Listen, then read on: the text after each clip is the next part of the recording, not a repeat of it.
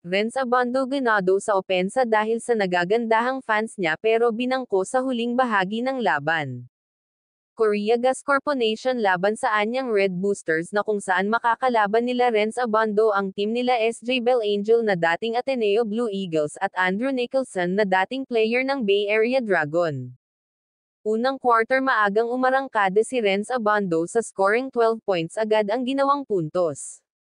At ginawang asintahan ang Korea Gas Corporation, ang sunod-sunod na puntos ng anyang Red Boosters ay galing sa kanya.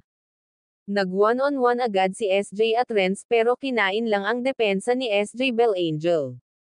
Pero 2 puntos lang ang nagawa ni SJ sa Korea Gas Corporation.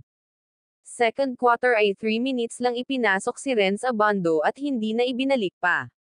At second half ay tuluyan ng ibinangko si Renz Abando ng coach ng anyang Red Boosters pero maganda pa rin ang opensa at ikot ng bola ng anyang Red Boosters kaya sa huli nanalo pa rin ang team nila Renz Abando na anyang Red Boosters laban sa team nila SJ Bell Angel na Korea Gas Corporation, nagtala ng 12 points while shooting 5 of 7 sa field at 13 minutes of playing time, at si SJ Bell Angel ay nagtala lamang ng 2 points at 4 na assist sa loob ng 23 minutes of playing time. Dadako tayo sa ibang balita mga idol. Pinutol ng Cleveland Cavaliers ang 5 winning streak ng Golden State Warriors sa score na 115-104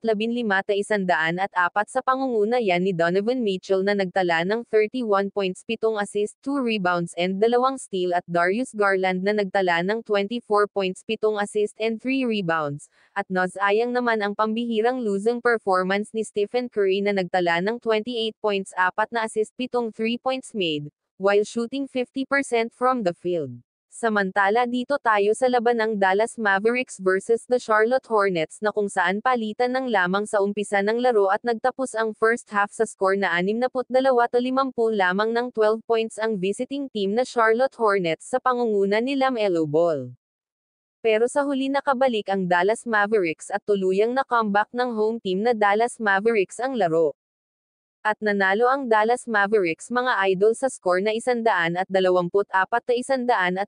sa pangunguna yan nila Luka Doncic na nagtala ng 23 points, 12 rebounds, 9 na assist, 1 block at Kyrie Irving nagtala ng 18 points, 10 assist, 3 rebounds, 1 steal and 1 block at muli na namang nagpakitang gilas ang super rookie ng Dallas Mavericks na si Derek Lively na nagtala ng 15 points, 14 rebounds, 1 block, 1 assist.